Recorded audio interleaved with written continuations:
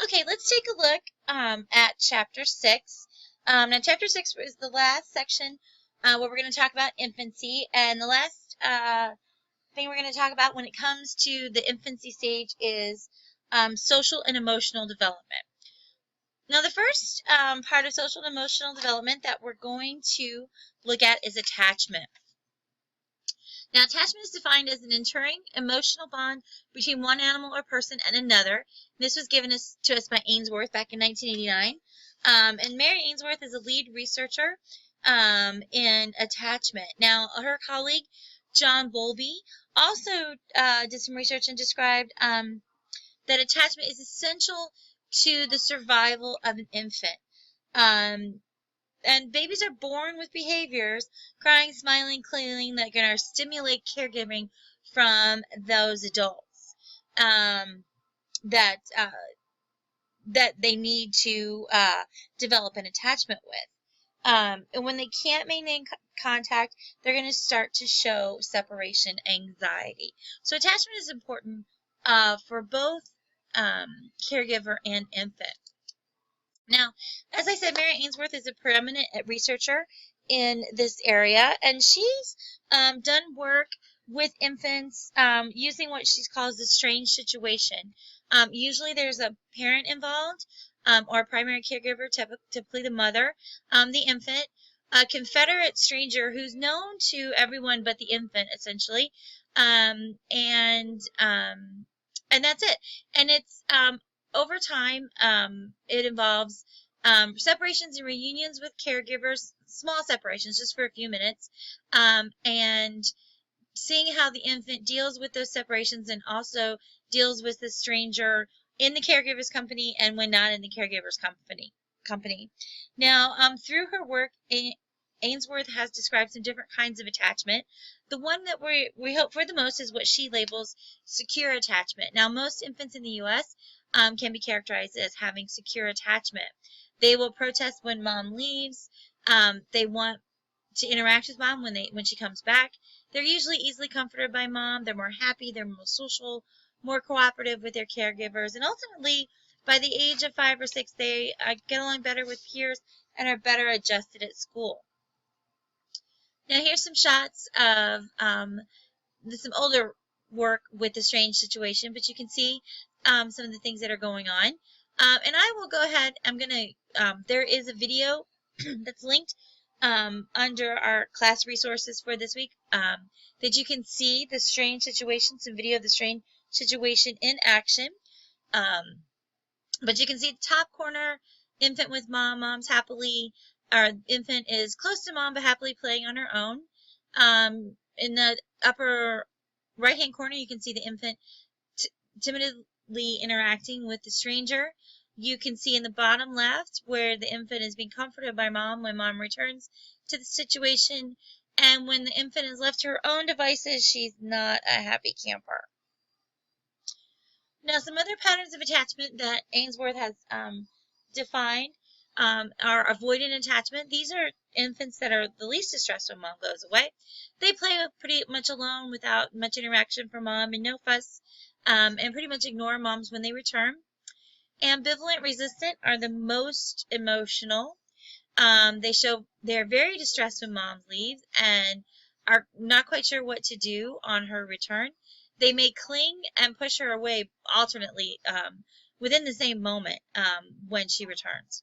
Then we also have disorganized and disoriented. These babies don't seem to quite know what to do. They're confused, they're disoriented, and their behaviors are at best contradictory. Now, since that attachment is so important, how do we go about establishing attachment? How does that happen? Well, attachment is related to quality of care. First off, secure infants tend to have parents who are more affectionate, more cooperative, more predictable than parents of insecure infants. And parents are going to respond more favorably to smiles and cries, more positive interactions. Security, though, is also related to the infant's temperament. Fussy, temperamental babies are difficult, and difficult babies tend to be responded to less. Mothers often report a feeling of being more distant and having a harder time bonding with them, and that is going to affect how those infants develop an attachment with their primary caregivers. Now, dads are involved too. Um, the number of diapers, honestly, the dad changes per week indicates his involvement in child rearing. Mothers do engage in more interactions with their infants, but fathers are more likely to play with their children or to feed or clean them. Fathers more often also engage in rough and tumble play. And honestly, the more affection quality here, the more affectionate the interaction between father and infant is, the stronger the attachment will be between father and baby. Now, over time, attachment can change due to family dynamics. The SES, the socioeconomic situation of the parents, how the parents are getting along, how many other children are in the household can have an effect. Adopted children of various ages show that they can develop a secure attachment to their adoptive family. So it doesn't necessarily, attachment isn't only for children who are biological. Adopted children can be attached, can show attachment and develop attachment as well. Regardless, early attachment patterns seem to endure into middle childhood, adolescence, and even adulthood.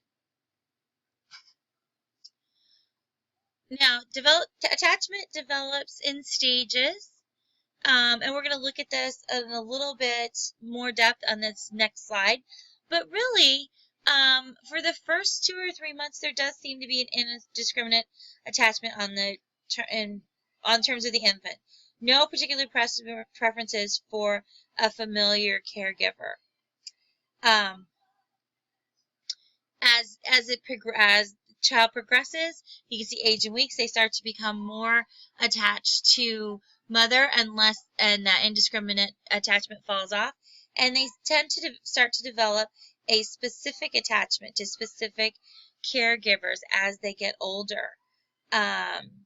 Separation anxiety and other behaviors related to attachment began to develop at about 4 months of age and grew intense at about 7 months. Fear for strangers developed 1 or 2 months after that. Now, Ainsworth studied Ugandan infants and identified 3 stages of attachment. So rather than types, we have stages. Now, there is initial pre-attachment phase. This is that indiscriminate attachment, usually birth to 3 months, where there's not really a specific person or persons that that infant is attached to. Second stage is attachment in the making. This is around 3 to 4 months, and this is often characterized by preference for familiar faces, familiar people that are around a lot.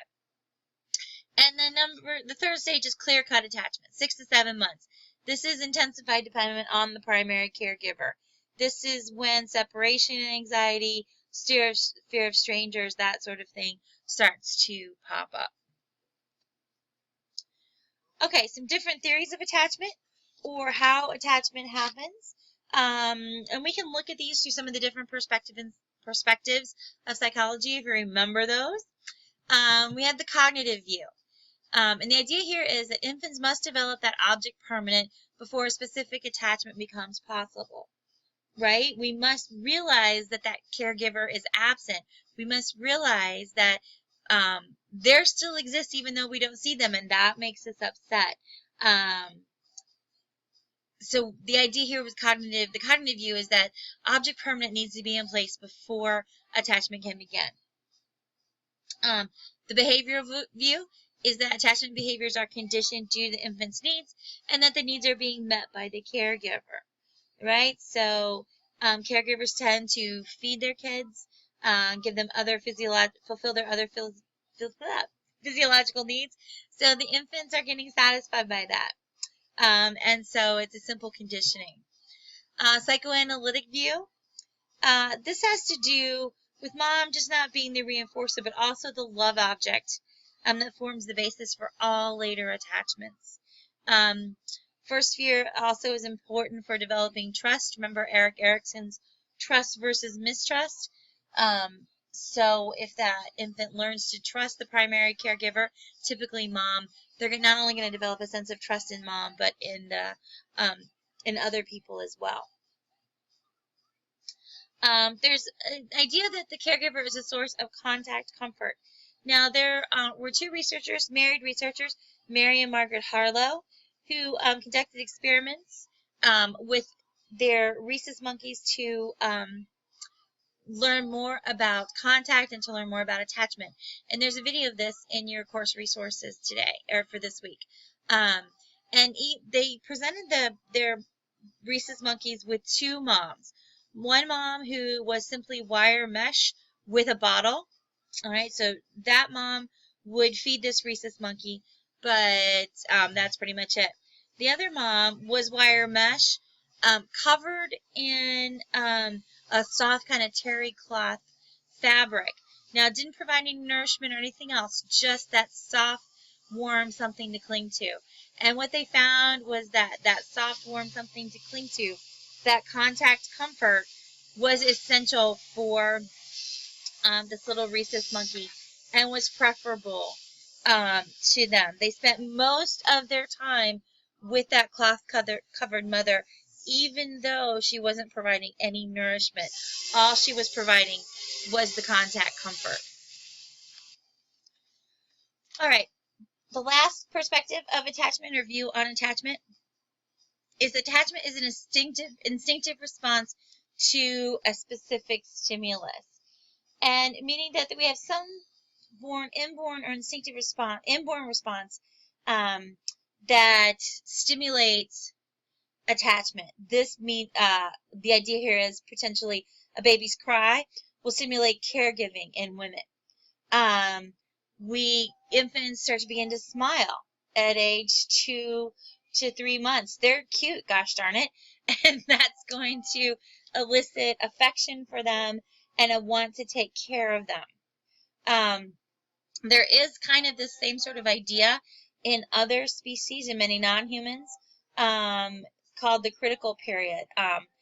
Conrad Lorenz discovered this with a flock of geese, and these geese geese will imprint on the first living image that they see, the first moving object that they encounter. If they see that object, they will imprint on that, and that object essentially becomes their mother.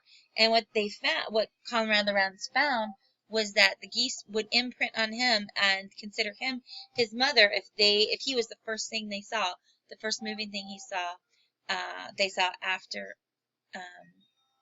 they were born.